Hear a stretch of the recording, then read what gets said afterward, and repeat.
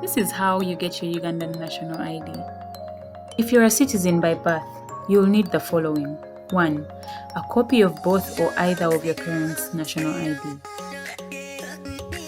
If both parents are deceased, you'll need your guardian's ID, that is, your auntie, uncle, or grandparents.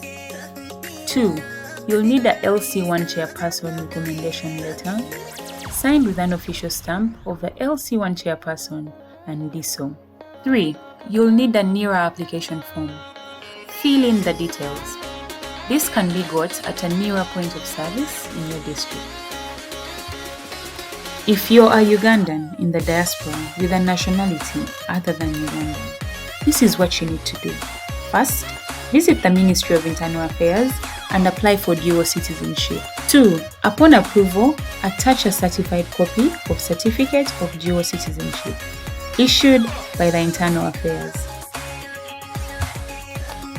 Then, attach a NERA application form.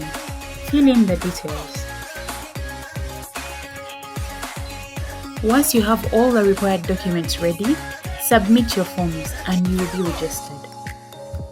The first page of your application form will be returned to you as your point of reference. The registration process can take up to 3 months.